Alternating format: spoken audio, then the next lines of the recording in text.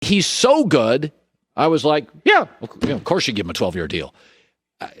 I'm not sure you'd give anybody else that. Like when the contract came down, what was your initial reaction? He's worth every penny. Whatever you have to spend on Patrick Mahomes, he's worth every penny. I mean, think about, you're going to get what? How many primetime games do the Kansas City Chiefs have? They're going to get 5-6 primetime games, right? They're probably going to get flexed into some Sunday night games, and then they're going to be the game of the week on CBS every Sunday. I mean, that's the kind of value that Patrick Mahomes brings to you as an organization. So he's worth every penny. And, for those who say, well, a 10-year contract, whatever, it's going to come along down the road at 6 years where they're going to renegotiate this thing, or 5 years where they're going to renegotiate this thing. This won't be the last time he puts pen to paper. So it gives them flexibility early right now to continue to chase this window that they're in with all the talent that they have, especially on the offensive side of the ball. I think it was a tremendous deal for the Kansas City Chiefs, locking up Patrick Mahomes. And I love what Joy talked about with culture. We always talk about culture, and there's a difference. The Kansas City Chiefs have created this culture of, everybody wants to go there. Everybody wants to play there. I had that years here that I played in Denver with Mike Shanahan and John Elway. Guys wanted to come to Denver and take less money because they knew you had a chance to chase a championship, right? And that's what the Kansas City Chiefs are creating right now, a destination spot where people want to go because the coach has developed a culture. You're going to have an opportunity to win, and Patrick Mahomes is this unicorn that's going to give you that opportunity. So they have created a destination spot in Kansas City. Now, the next quarterback, young guy in that 23-24 age that we're saying looks like he could be great is Lamar Jackson. Now, he's 19-3 as a starter, so he is great, and he won an MVP. Right. I've watched him in the postseason, and I said this earlier, the difference between Mahomes and Lamar is when Mahomes trailed Houston 24-0, I thought, okay, just settle down, it'll be fine. When Lamar trailed 14-6 at half to the Titans and they scored first in the third quarter, I thought, game over. So I need to see Lamar playing without a lead. That to me is the difference between these two. Your thoughts about, is Lamar, are there similarities, dissimilar? Is he the next Mahomes? Yeah, I think that the difference for me, Colin, is that I always talk about the 70-30 rule when it comes to football. 70% of the time you are on schedule, right? As an offense, you're on schedule. And on schedule is great. That's what you want to be. The 30% of the time that things break down, because they do, like both of these quarterbacks will be exceptional in the 30%. But if you stay on schedule for an entirety of a game, Patrick Mahomes will eviscerate you from the pocket. Lamar Jackson doesn't have that same ability from the pocket to win on a consistent basis. They are predicated on running the ball. 3rd down and 6 are running down a lot. They'll set up the play action. They'll get the one-on-one situations. From a long-term viability standpoint, and I talked to John Harbaugh about this, and the answer was, I don't know. When I asked him the question, is this a long-term? Is there viability to running this style of offense with that dynamic quarterback? I don't know. We're willing to test it out. We're willing to go down that road.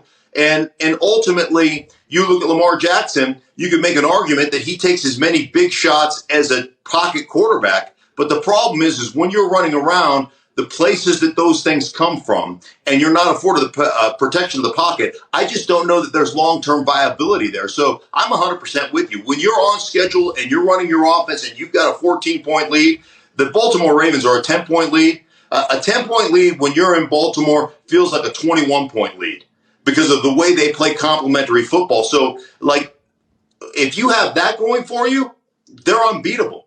They get behind by 7, they're in trouble. That's the difference between a Mahomes and a Lamar Jackson. Both great, both exceptional, but a big difference because I think Patrick Mahomes can still win you from a traditional standpoint in the pocket, eviscerate your defense, where I don't think Lamar Jackson is there yet as a quarterback. So it's interesting. You know the Shanahan family really, really well. And Mike's retired now, but he lives in Colorado, probably not that far from you. And so there's a running back for the Niners, Raheem Mostert, and he said, I want a new deal. And I say to myself, good luck.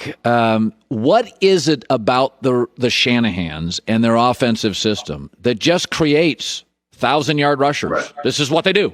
Dad did it. Well, son did it. What is it? Right. Yeah. One, it's the Shanahan's ability as a coach, and this is what sets Kyle apart. This is what sets Mike apart. Your ability to tell your players what we're going to do, why we're going to do it, and how it's going to have a positive effect on them, and to get them into buying into that philosophy. Running the ball is about all 11 guys being committed to running the ball. And I'm talking about receivers and tight ends and fullbacks and everybody. And they get this complete and total buy-in. And then they create a system in which they'll run one or two plays, but to a defense, it will look like an entirety of 11 or 12 different plays. So they'll have two guys that are shifting, that are in motion, that are doing something different. 9 other guys are doing the exact same thing. So it's the same exact play other than two guys that are shifting different or motioning different or have a different assignment at the point of attack. But to the defense, it literally looks like 11 different things that they have to defend. And it puts them on their heels. And then they've got total buy-in from all 11 guys to execute that because they know ultimately that's where they're going to get the big plays in the passing game off the play action stuff. So they get total and complete buy-in. And, I just look at my days in Denver. In 1999, Terrell Davis tears his ACL in Game 4. Olandis Gary comes in and has 1,200 yards rushing. And everybody says, well, system. Yeah, system is a big part of it. TD probably would have had 1,500 yards. That Orlandis got 1,200. The next year, Orlandis gets hurt in week 1, and Mike Anderson comes in and gets 1,400 yards. And I look at it and go, well, TD would have had 1,800 or 1,900 yards. But the bottom line is everybody committed to doing exactly that. You're going to have success. So, for Mostert, who's an outstanding running back, are you going to have that same system, or are you going to have the ability to go somewhere and actually fit into a system that is that good? And my answer to you would be no. Your production is coming from, a lot of it's going to come from exactly what you guys are doing and the commitment you have to running the football. I will tell you this, Colin, there's very few teams. The Ravens, one of them. Seattle's one of them. Obviously, San Francisco's one of them that's actually committed to running the football. And, for a running back, it's probably pretty important to go to a team that's actually committed to running the football, and there's very few of them, so be careful what you wish for.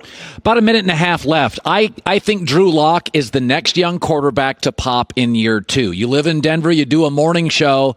Is it hyperbolic? What do people in Denver think about Drew Lock, who I think is the next second-year guy that we're going to go 9 games in this year, go, oh my, we found ourselves a star quarterback?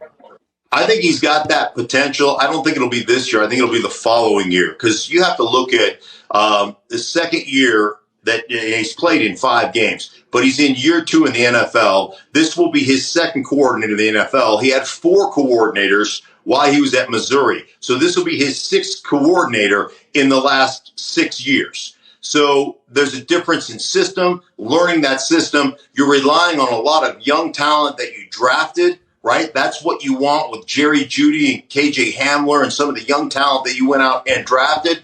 There's going to be an issue there. You've had no offseason. You've had no continuity. You've got a new offensive coordinator. There are some inherent issues that they have to work through on the offensive line. I just think in year 2, it's going to be a tall task in the division that they play in, where the Raiders, I think, have gotten better, where the Chargers have gotten better, where obviously Kansas City is the cream of the crop. To expect your quarterback to lead you to a 4-2 record in that division, I think that's going to be a tall task, even a 3-3 record in that division. So I think it's the following year, 2021, where Drew Lock really explodes. But we've seen a lot of great things from Drew Lock from the standpoint of his pocket presence and his ability when things do break down to make a play down the field.